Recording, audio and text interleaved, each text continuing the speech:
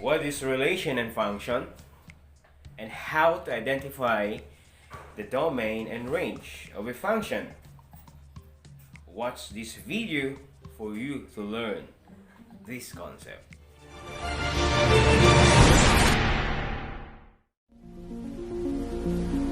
Good day everyone, welcome to my learning channel, Sir Fox Learning Channel.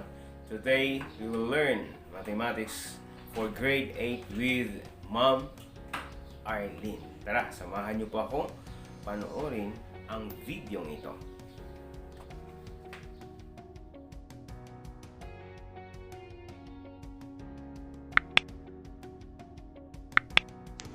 Good day, grade 8 learners. We're going to discuss in mathematics the lesson in quarter 2 for week 3 with the topic of relation and function.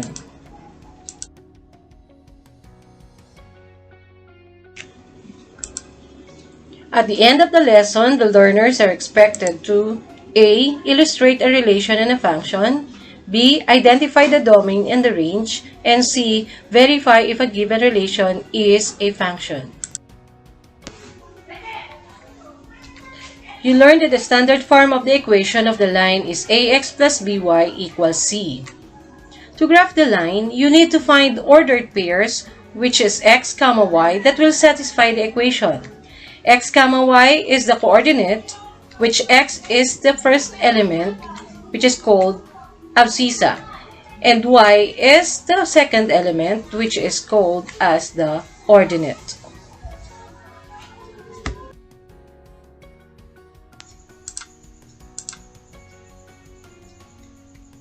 The set of first elements or abscissas is called domain. The set of second elements or ordinate is called range. The domain, lahat ng first elements. Ang tawag doon ay domain. At ang pangalawa, lahat ng second elements o pangalawang elements, ang tawag doon ay range. Examples: set A, negative 2, 3, 4, 5, 6, negative 5. The domain are negative 2, positive 4, positive 6. The range are negative 5, positive 3, and positive 5. As you can see, both domain and range are arranged in ascending order, or increasing or palaki o pataas. As you can see in the range, the negative 5 is used in the third ordered pair. That's why it's written negative first range because it is the smallest amongst the three second elements. In set B, we have 1, 2, 2, negative 4, and 1, 6. Its domain are 1 and 2. As you can see, we have here only two domain or two elements, first elements. But our ordered pairs in the set B are 3. Why? Why only 1? Why only 2? Why 1 is only written? Since there are two first elements with the same number or with the same elements, which is 1. It is repeated. Naulit. You are going to write it once only. Even it is written twice, thrice, or many times. Isusulat mo lang na isang beses. And lastly, 2. Okay, for the range, we have negative 4, positive 2, and positive 6. They are all written in ascending order again. Let's remember this. Do not consider duplicates or repetitions while writing the domain and range, and also write it in increasing order. So when you say do not consider duplicates or repetitions, you are not going to use or not going to write the repeated number, repeated element. Kapag naulit o magkatulad, isang beses mo lang isusulat. Kahit ilan pa yan na ilang beses pa naulit, isang beses mo lang isusulat. At isusulat ng increasing or ascending or pataas o palaki ng value.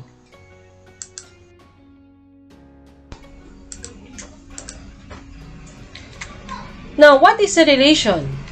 It is a set of ordered pairs. A relation between the domain and range can be presented in different ways. First one, it's by arrow or mapping diagram. B, by using ordered pairs. C, by creating tables and equations or notations. And D, by graph, or using the rectangular coordinate plane.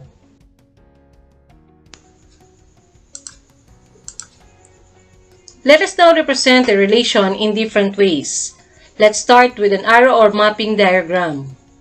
Through arrow diagram, you can easily determine if it illustrates a relation or a function. Let's have example number 1. The domain must correspond to its range, where domain represents the name of teacher that corresponds to the month that the person is born, which is the range that is the birth month. The teachers are Mr. Cruz, Mr. Santos, Ms. De Los Reyes, and Mr. Zape. And the birth months are January, May, and June. Now, Mr. Cruz was born on May, Mr. Santos was born on January, Ms. De Los Reyes was born on May, and Mr. Zape was born on June. As you can see, there are two elements in the domain that correspond to one element in the range.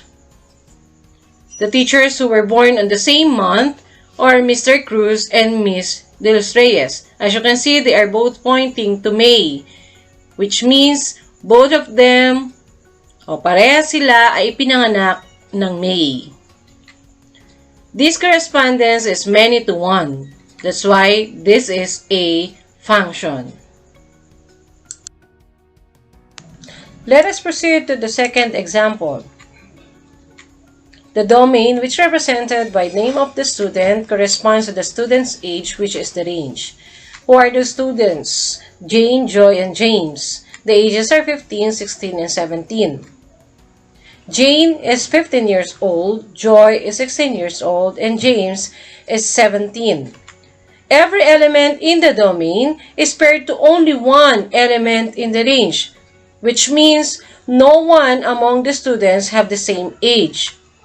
The correspondence is 1 to 1. One domain, one student to one age or specific age. This relation is also a function. Now have the last example in presenting relation through arrow or mapping diagram. Let us have the domain, which is the address that corresponds to persons residing in the address, which is the range. The addresses here are Alfonso, Dasmariñas, Indang, in Cavite. Who are those residents? Andrea, Divine, Jacob, and James. Now, let's see in Alfonso, it's pointing or corresponds to Divine and James. Dasmariñas corresponds to Jacob, which means Jacob is residing in Dasmariñas. And in Indang is Andrea. As you can see, there is one element in the domain that corresponds to many elements in the range. And what address is that? That is in Alfonso, town of Alfonso. There are two residents living in Alfonso. They are Divine and James. This one-to-many correspondence is just a mere relation.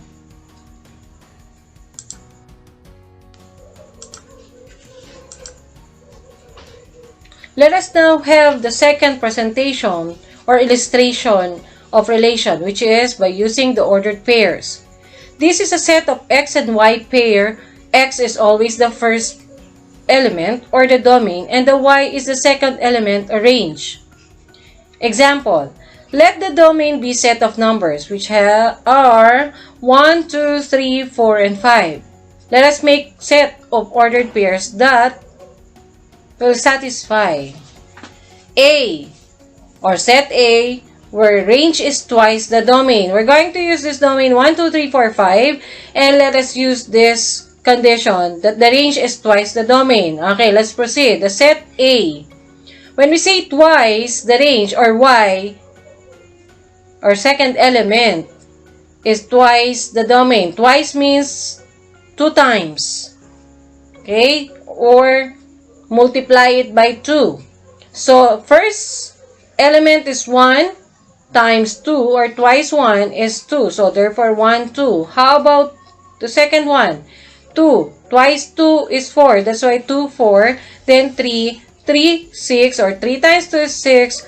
4 times 2 is 8. And 5 times 2 is 10. That's why we have here the set A, 1, 2, 2, 4, 3, 6, 4, 8, 5, 10. Let's proceed now to second condition or set B. The range is 1 more than the domain.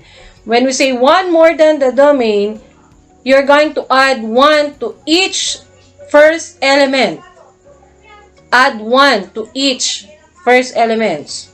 So let's have set B. 1 plus 1, that is 2. That's why the first coordinate is 1, 2.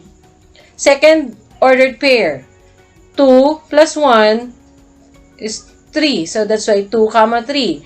3 more than 1, that's 4. That's why 3, 4. We have 4, 5, and 5 plus 1, that is 6. That's why 5, 6. This is now our set B. Last set, set C. The range is greater than the domain. As you can see, we have here the word or phrase greater than the domain. But there is no condition how many more or how many number greater than the domain. So, means the first element or the domain 1, the greater than number, greater than it, starts from 2. So, 2, 3, 4, so on and so forth. So, let's have letter C. We have the first ordered pair 1, 2, or it could be 1, 3, 1, 4, 1, 5, so on and so on, 1, 10. Okay, but then we have also 2, 2, 3, could be 2, 7, or anything, and also so on and so forth. We have 5, 5, 10, or 5 greater than 5 is 6, 7, 8, 9, 10, so on and so forth. As you can see here, this is our set C.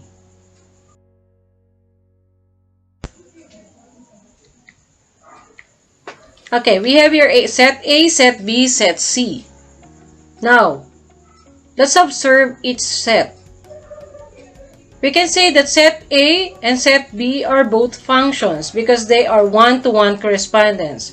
When we say one-to-one correspondence, each element, first element is not repeated, has no repetition, and it is paired to a unique second element.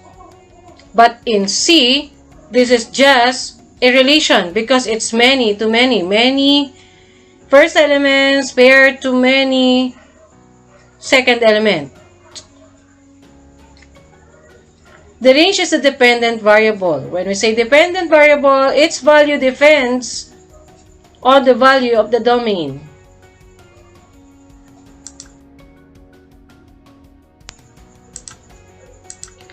Let us now proceed to the third representation of a relation by using tables and equations or notations. Example, construct table of values that will illustrate the costs of number of notebooks if the price is 12 pesos. Let X be the number of notebooks. Let's represent the number of notebooks as X and Y as the cost of the notebooks. Let's have here the table which has 2 rows and columns represented by the number of notebooks. So let's have here first value of X or the number of notebooks which costs one notebook costs 12 pesos. If you have 2 notebooks, you will have 24 pesos. And if you have 3 notebooks, it costs 36. 4 notebooks cost 48 pesos. But how if you don't know the number of notebooks? How will you get the cost of the notebooks? What happened here? What did we do here? So each notebook costs 12 pesos. we just multiply the number of notebooks, which is represented by x. That's why that is 12x. By equation, the value of y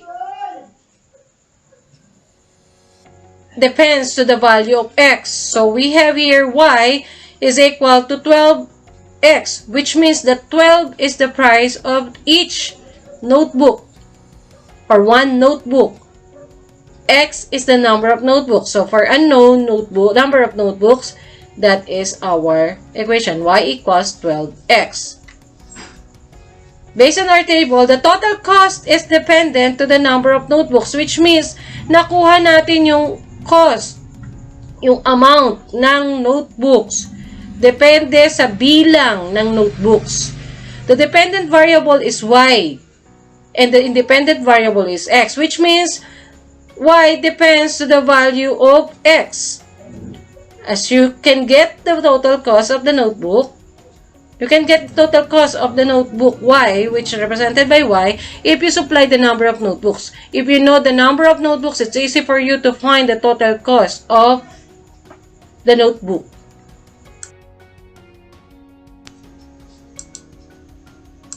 Let us now have the last representation of relations through graph. Functions or relations can be illustrated through graphs. You can graph by plotting the points on the rectangular coordinate plane. So you're going to use the rectangular coordinate system. You can take the points from the set of ordered pairs, table of values, or equation, or vice versa. So let's take this example. Let us graph the ordered pairs in set A. Given earlier, the set A 1, 2, 2, 4, 3, 6, 4, 8, 5, 10. Using the rectangular coordinate plane, we have here the x-axis and the y-axis, which is the vertical line. Now, we have here units. The negative ones to the left and to the right of 0 are all positive, and upward, all positive. Now, let us plot each point or each ordered pair, starting from 1, 2. By the way, as you can see here, all points or all ordered pairs here are positive, which means all of these ordered pairs lie on the first quadrant. That's why this part will be used. So again, the first point is 1, 2. Here it is. 1 is between 0 and 2, and 2, positive 2. The second one, we have 2, 4, 2 and 4, and there you go. Third one, 3, 6. Positive 3 is between 2 and 4, and 6. That is 3, 6. Fourth ordered pair is 4, 8. And last, 5, 10. Between 4 and 6, that's 5. And the y-axis is 10, that's why that is positive. 5, 10. To connect the points, we're going to use array, which is extended upward, diagonally upward.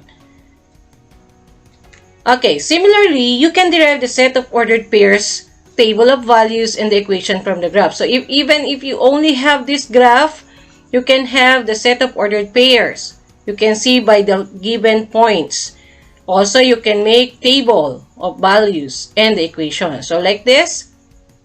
Using this, since the graph was taken from the ordered pairs in set A, you can construct a table. For the first row, it's the domain represented by x, the range y. Okay, for our domain 1, 2, 3, so on until the x. That x means since this ray can be extended upward diagonally. So any point or values of x will give you value for y. So for this given ordered pair, we have the value of range 2, 4, 6, and so on. And you can see each range is twice its domain. That's why 1, 2, 2, 4, 3, 6, and x is multiplied by 2. That's why the equation is y equals 2x. The correspondence between the x and y pair of function is either one-to-one or many-to-one correspondence. By looking at the ordered pairs or table of values, if every one element in the domain or each first element is paired exactly one element in the range, one element in the range, second element, or for two or more elements in the domain is paired exactly one range, then it is a function. Remember that all functions are relations, but not all relations are functions. Graphically, how would you verify if it is a function or not? How would you know if your graph is a function or not? For graphs, we can determine whether a relation is a function by using the vertical line test. But what is this vertical line test? A vertical line test is a visual way to determine if a curve is a graph of a function or not. If you draw a vertical line to the graph and intersects the graph into two or more points, then the graph is not a function. So, to make it a function or to consider a graph is a function, the vertical line must intersect or touches the graph in or exactly at exactly one point.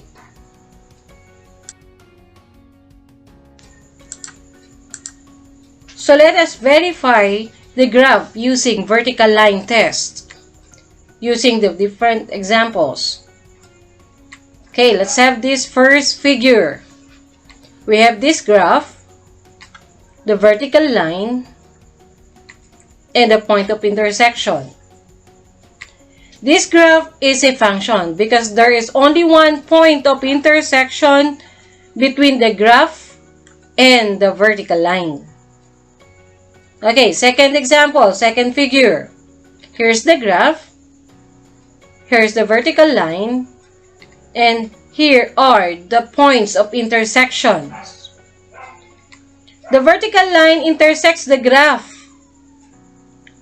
in 2 points. Here's the first one, here's the second one. That's why the graph is not a function. Okay, last example, figure 3. We have this graph, the vertical line, and the point of intersection. Now, this graph is a function because the vertical line intersects the graph at exactly one point. Okay, that's why figure 1 and figure 3, figures 1 and 3 are considered are both functions, and only figure 2 is not a function because it has 2 points of intersections. Thank you for watching! I hope you learned from our lesson today. I'm your math teacher, Arlene Aviñantes Mills, saying happy learning! Isa na namang makabuluhan at napakahalagang konsepto ng mathematics for grade 8 ang ating natalakay sa araw na ito. Hopefully, nakatulong po ito sa ating mga grade 8 distance learners. At kung bago ka sa channel na ito, huwag mo pong kalimutang i-subscribe at i-hit ang notification bell on. Maraming pong salamat sa panunood. Happy learning, everyone!